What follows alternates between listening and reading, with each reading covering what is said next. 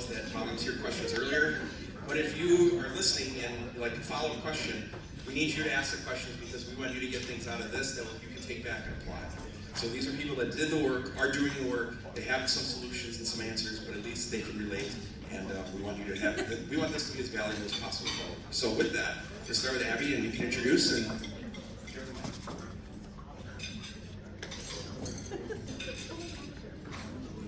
Hi, my name is Abby McDaniel. I played for University of Wisconsin River Falls for my 4 years when I was there. I currently work with Foxy's Convention and Visitors Bureau, so if anyone looks up their hotel window, you may see my work across the street. I played as a right side hitter for 4 years. On our A team, we had 2 teams, helped to develop our program. We hit the pandemic season, so we had to adapt to having a normal season, but having the pandemic. So I have some knowledge of the normal season and the pandemic season. That's my story. I'm Molly Crandall. I'm a junior at Eau Claire right now. I was on the team that won nationals last year.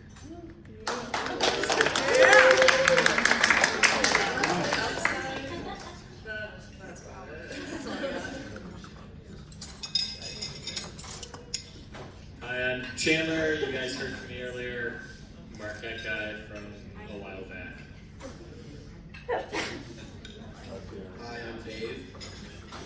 I'm a junior at Oshkosh, and I'm currently the setter there.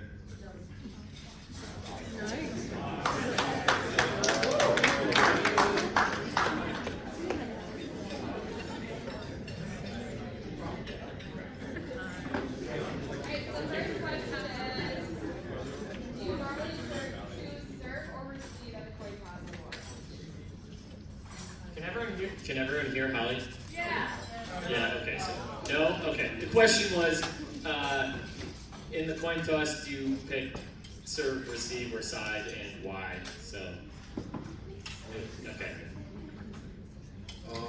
I prefer to choose receive, because I feel like it's the first opportunity to score a point, because if they miss a serve, you start at 1-0.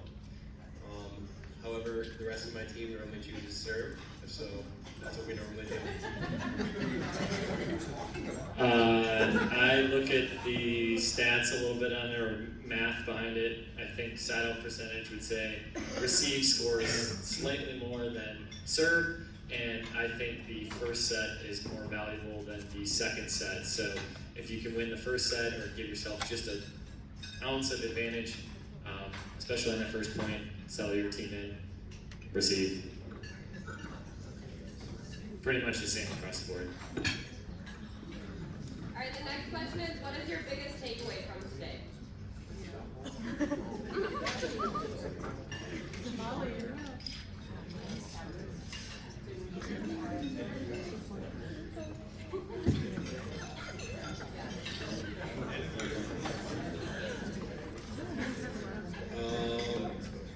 I kind of just realized how important it was to be a good leader on the court and off the court. Kind of brings the whole program together. So that's interesting. I learned I'm the old guy now. I learned some new ways to build team chemistry and how that can impact your season. I haven't been here too long today, but I think what you guys can gain from every person in this room is that though you guys are competitors, you have to lean on the support of people next to you. Okay, so if you maybe don't know something about how to run a drill, you have the person sitting next to you that might know it at your table or at a different table. So yes, you are competitors, you play against each other, but lean on each other. Okay? The next question is, how do you get a jersey back from a player who didn't return them and they aren't responding to text or emails?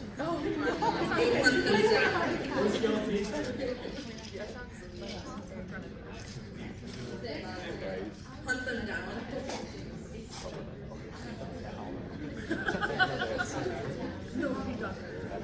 I'd chime in there and just say that you can lean on your administration, your club sports director, or whoever it is you deal with in the athletic department, maybe a varsity coach.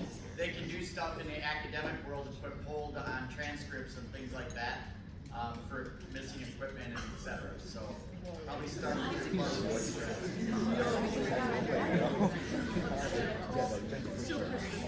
The next question is, how do you plan right, the question was, how do you plan effective fundraising? Does anyone want it first? We don't really do much outside of, like, in our school, so we just ref the NCAA girls games, and then they pay us. So the Oshkosh guys have a partnership with the women's program. Back in the day at Marquette, we would partner with, I think it was USAV and the Badger region. They would set up courts in Milwaukee nearby our campus. So that was always a good connection just in terms of volleyball people supporting volleyball people. We also worked closely with our facilities and club director to host a fundraiser tournament every fall. Charge a little admission fee or tournament entry fee. Broadcast amongst our friends, amongst the teams that are here, and that fundraised for a lot of our tournaments and travel. And I think the last thing was, before I was president, the club never really understood how the student government worked, or like the university's funds for club sports and organizations. So we did a lot of research into, if you had a budget, you could present like, here's our expenses, balls, nets, jerseys, travel, whatnot.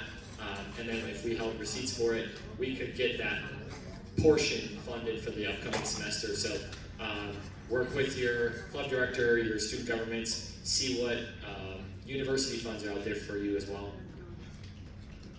We sell fan apparel that helps get us money, and we also sell raffle tickets for a local event in Eau Claire, which gives us some funds. And we host a home tournament every fall.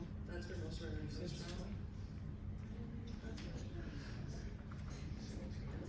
Similar to these guys, at River Falls, we ran a huge draw tournament. A lot of our community really liked that. They could participate.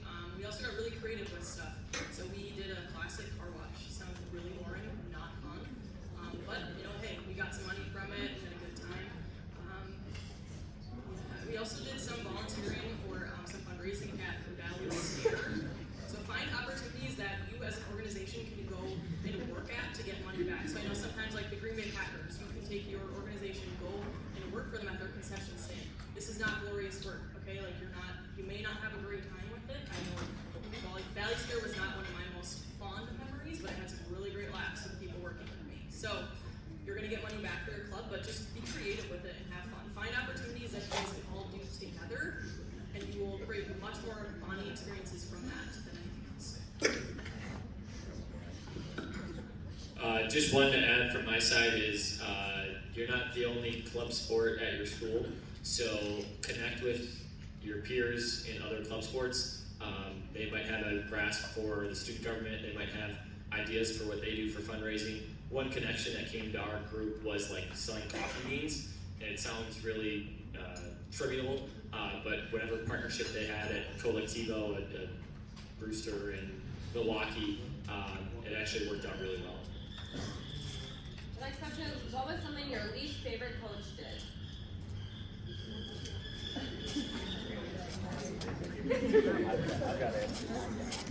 So in Oshkosh, the time I've been there, we have not had a coach, and I did not play my 18th year for club, so that leads into my 17th year. And my coach, she always made us do sled pushes, and they were not fun because we had to do them until we almost threw up.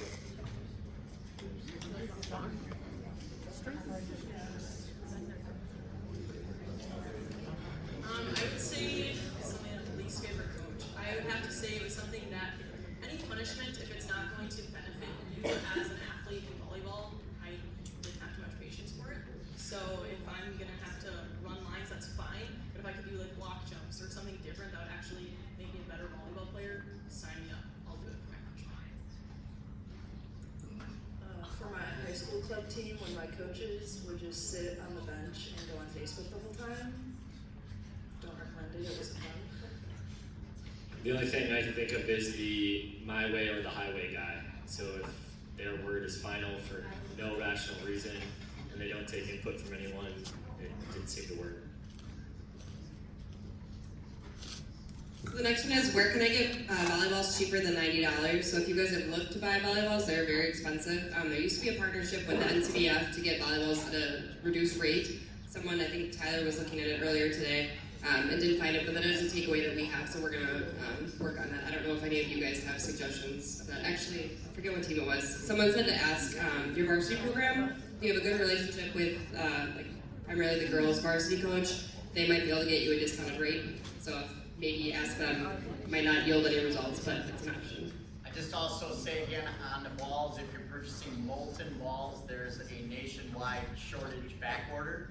So if you are trying to order, like, do it yesterday, because you may not get them in time for the season.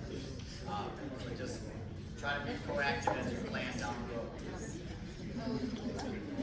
The next question is, how do you build an effective team?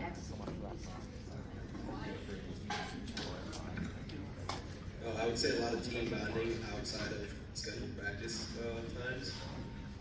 Like Oshkosh, we have team bonding every Thursday night.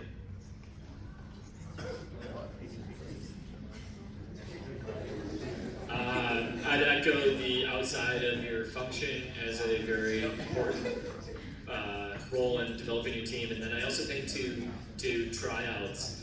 I think a lot of club teams think of just talent alone, but we would take weeks, sometimes months, to field what our final rosters would be, who would stick around, and it both let the player know if they were going to be a good fit, if they would be fully committed, but also from the club standpoint of, hey, these are the types of behaviors of being a good teammate and being committed and being here every practice kind of look like. And if it wasn't a mutual fit, we could have that conversation down the road and just say, maybe your priorities are elsewhere. I feel like something that's kind of important for a team is everyone feeling like they have a voice and that voice gets heard. And just being able to have conversations and not being afraid to go up to a teammate when you have an issue with them and just handling everything like adults. Yeah, to build on what everyone said, I think it's knowing your role, right? A lot of you guys don't have coaches that you're paying to come in to actually coach you. It's a lot of you guys coaching yourselves, right? You have to play your best friend as well as the coach and be a teammate. You're a teammate first, and then you're a coach. Okay, you have to remember that. Also, you're gonna put in what you get out from this, so it all comes back to effort. That's for today too. Anything that you've learned today, you could just walk away and not take any of this. But if you actually want to make an effective team, have a great season, take the advice that you're given, put in the effort, and you will have a great season. It's what you put in is what you're gonna get out. The next question is, who is your favorite volleyball player and why?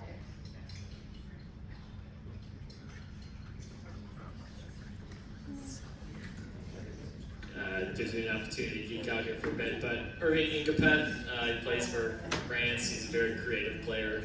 I think relies on a ton of athleticism. So if you watch high-level Olympic men's volleyball, you'll see he was the one that kind of brought the come flying in on the back row, set your front row hitter, or fake the spikes at your hitter. So he's been pretty unique just in terms of the style he brings.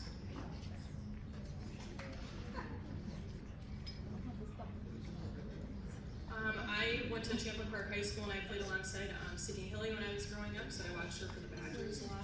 I commend her as an athlete, and this is a person, she took volleyball very seriously. She coached our entire program, and it is today what she created to be. So she's a great player to watch. Can you describe your favorite volleyball? Sorry, do you have one? Can you describe your favorite volleyball drill?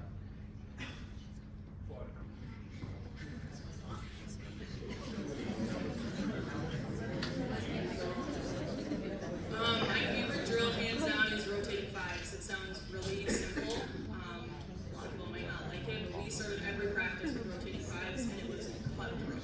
Okay? No ball hit the ground. That's how you warm up. You'd be sweating for the first 20 minutes of practice. And it was great to get everyone in a competitive mindset right away. Rotating fives. You rotate in a circle. Once the ball goes over the net, you rotate. So everyone gets a chance at like back row, front row, center. So you have to adjust on the fly and pay attention or you're gonna get hurt in the face. I think two things come to mind. Butterfly, which is just the serve and pass drill. Every player gets to practice passing, even if you're a middle, every player gets to practice their serve, and then the other one was sixes because I'm still a player and love it. The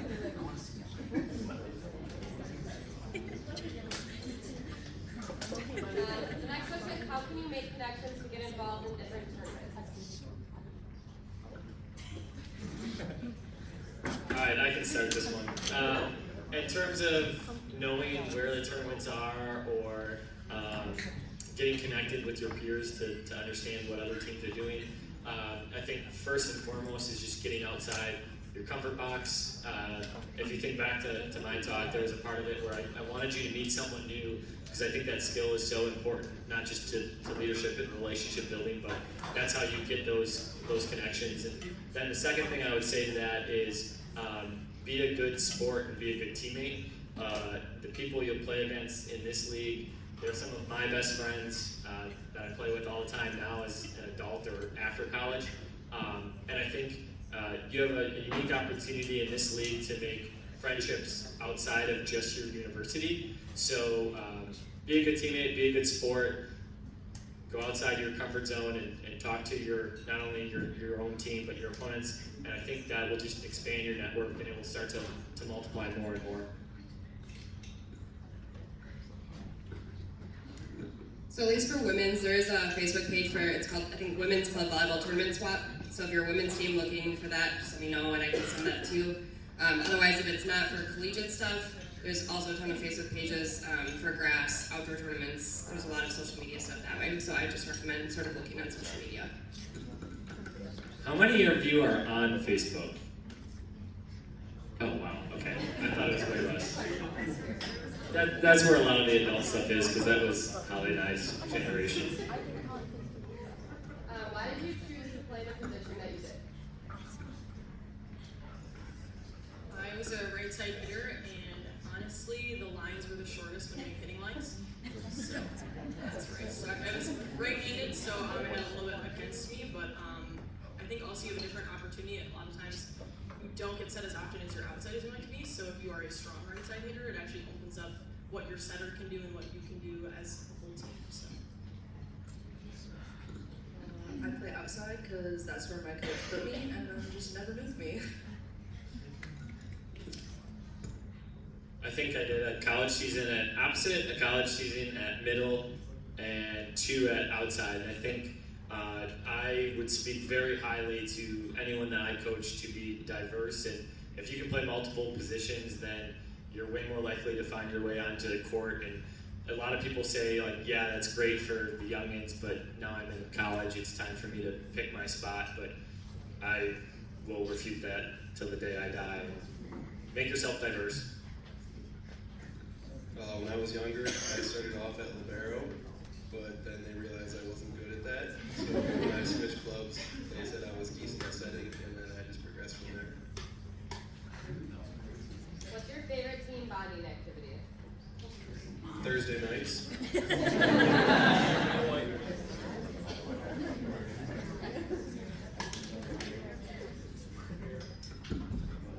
don't know what all is included in your Thursday nights, but what we just did like team dinners. So everyone brought stuff. We went to one of the president's houses, and we just all feasted and had a good time.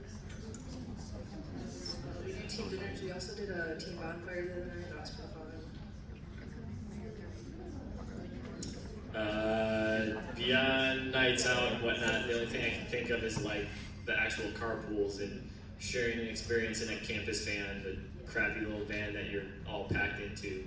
You're sitting in a car for 8 hours, but something about it made it fun. Did any of you guys drive? What kind of vehicles drive? The question is, how do you get to tournaments? What type of vehicles do you take?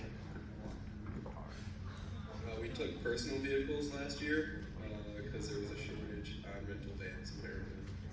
But this year we're hoping to get vans. Why? Why would you rather take a van over a Putting a lot of miles on our own cars, and we also had like 4 or 5 flat tires. Yeah. And one of the big players on our team was involved. And he's here tonight. Actually, it's Jackson. So I believe so. I'm not entirely sure how that process works, but I'm pretty sure. So at Marquette, we did a reimbursement rate for personal vehicles. So tournaments that were close, or if it was a conflicting weekend where we couldn't get the university vans, we would reimburse for gas and mileage. It required people to clean their cars and whatnot, but it seemed to work okay. Ultimately, we would have preferred to take the vans everywhere. They were 3 miles, and all we had to pay for was gas. But it wasn't always available to us because we shared it with the some of the varsity sports.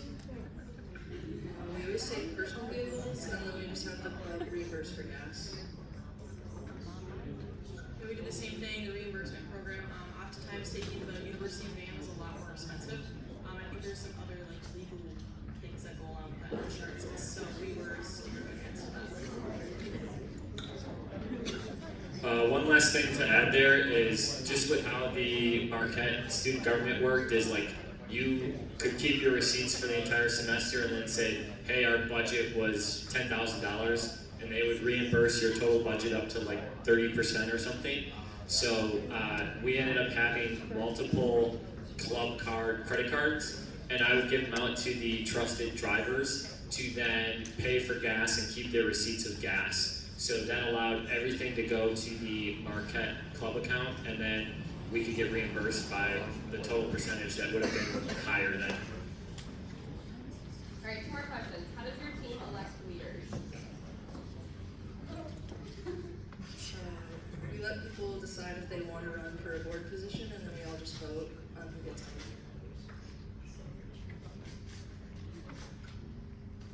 We did an end-of-year banquet where we would do like a roast of a certain player that was super funny. We would give, what does the Office episode have? Like Boom Roasted. It was just really funny to share memories and a reflection of the year.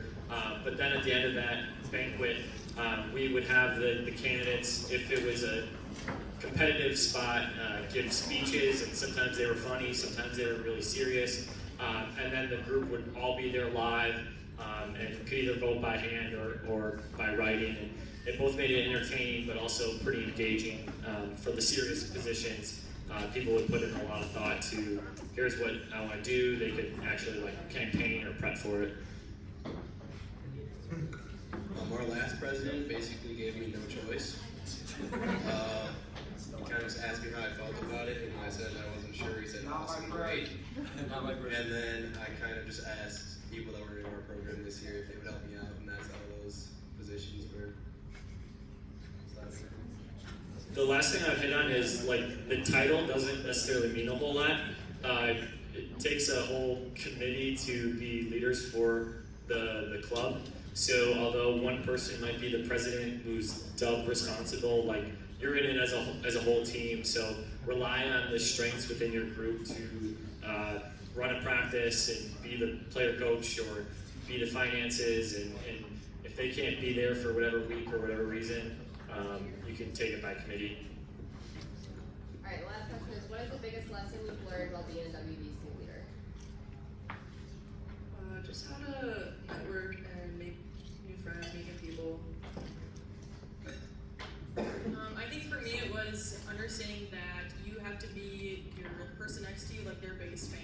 So I'm always cheering for the next person. I'm often never cheering for myself, but I will make a huge scene if someone's getting a kill out there. You can definitely ask one of these players that was playing last night with us. So yeah, I think it's supporting the people next to you, and you're only as strong as the people that surround you. So lean on them.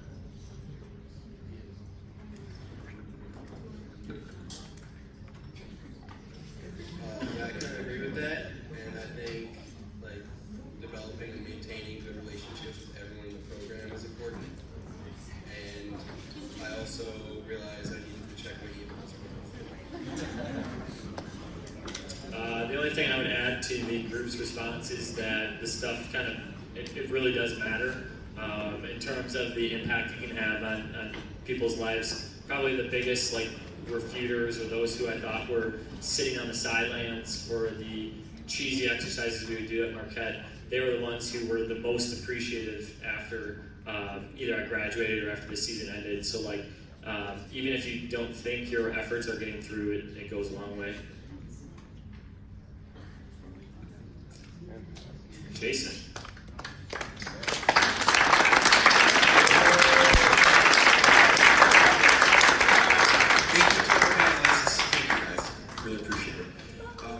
Tonight, consider asking those same questions to each other when you're hanging out, and take advantage of the expertise and the experiences in the room.